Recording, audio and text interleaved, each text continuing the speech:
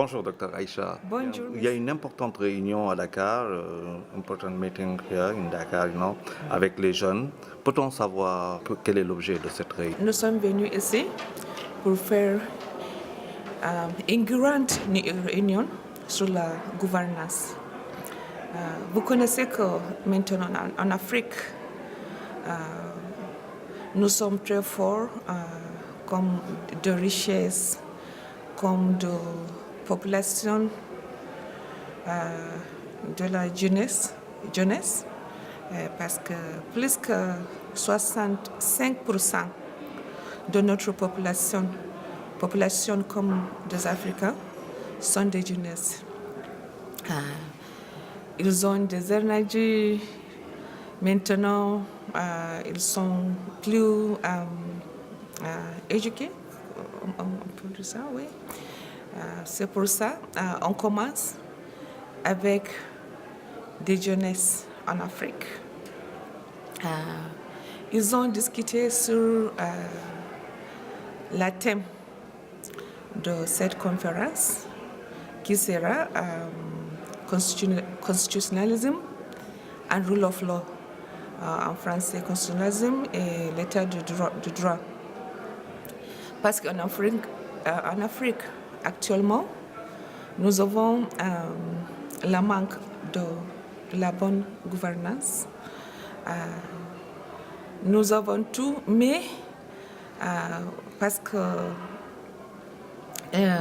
les États ne sont pas bien dirigés, nous avons beaucoup de crises, beaucoup de conflits partout. C'est pour ça que nous pensons que les jeunesses doivent faire quelque chose pour nous appuyer, pour améliorer la situation actuellement en Afrique. Alors, très bien, mais il y a peut-être un combat aussi. Les filles ne sont pas alphabétisées. Les jeunes de plus en plus ne vont pas très loin à l'école.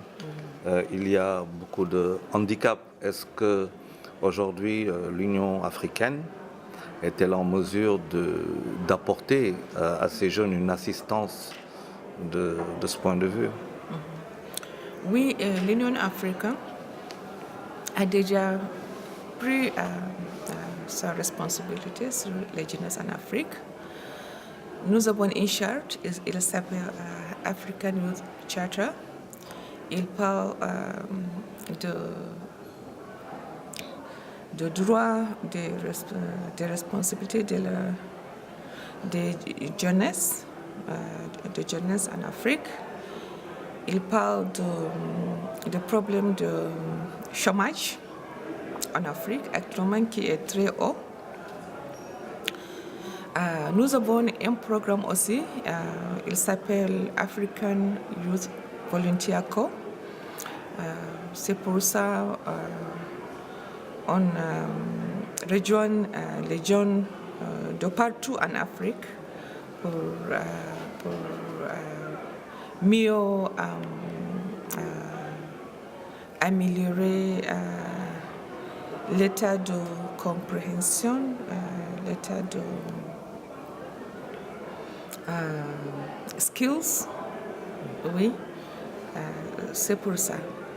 Mais c'est pas suffisant.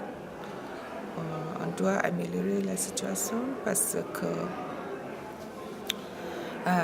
you know very well that all over the world, especially in parts of Europe, you have an aging population. But here in Africa, we have a very young population that we can use positively when we gather these youth and we train them very well. They would serve our vocational needs, our employment needs, and also serve other parts of the continent. You know that we live in a global community now, courtesy the internet, the social media. We are continuously dialoguing with other parts of the world. So when we train these youth, we stand to benefit. But when we leave them untrained, unemployed, especially the girls, they may turn out to be child soldiers, and then they could be used to worsen the situation of conflict on the continent during political processes, during electoral processes. They may be used to create confusion. And then also the situation of the girls. We would want the girls who are really, women, we bring up children. If we have girls that are properly trained, properly educated, they are also, they have the tendency also to become better mothers that would give birth to stronger, better educated children. So consequently, all the programs that we do in the African Union Commission, we make sure that girls, the youth, men and women are part of it. When the African Union, when the Organization of African Union started about 50 years ago, the issue of women participation is not as prominent as it is now. Now when we look at the African Union Commission, it's like 50-50. At the Commission level, you have 10 people, 5 men, 5 women. And for the first time, the chairperson of the African Union Commission is a woman, Madam Nkosazana Dlamini Zuma, that I'm representing here because this is her meeting. I'm one of the commissioners, but in charge of a very key department, the Department of Political Affairs. Through this activity, I've come to realize that women can make a lot of difference. And when you look at conflicts, usually the conflicts are generated by men. Women, 80% of the solution come from women. So it's very important that we continue to encourage our girls, our women, to participate actively, not only in political processes, but in all activities, so that this untapped segment, a huge chunk, over 50% of our population, can remain an asset to us, not a burden.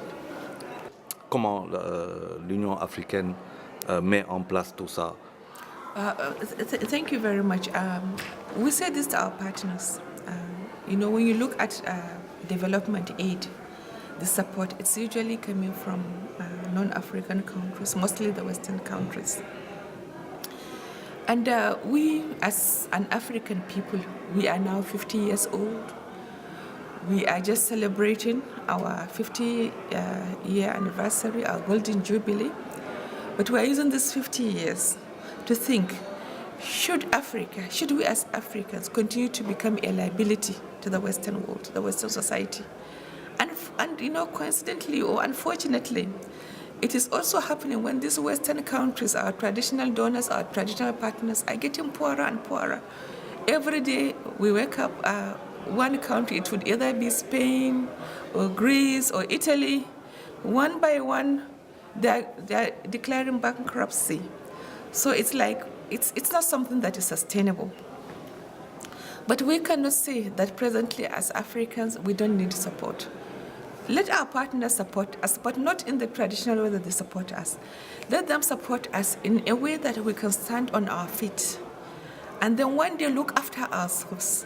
And then with all our natural wealth, because currently Africa is the richest continent in the world. If we combine that natural wealth and then our very strong, active, youthful population, then hopefully someday we can support ourselves and even support other continents that are in need. But we cannot do this alone. We need the support of the international community. We need the support of our private sector. We need the support of the youth. We need the support of our civil society. So what we are saying, the message from the African Union is, let's come join our hands together, as it was said in our anthem that you mentioned about, the African Union anthem. Let's join our hands together to ensure that this dream that our founders had, our founders like Kwame Nkrumah, becomes a reality. And that is why we have the Agenda 2063. We hope that by 2063, God willing, Africa shall be a different continent. It shall be a land of peace, a land of prosperity, and a land for everybody, a land for humanity, for the future of humanity. Merci, docteur. Je vous en prie.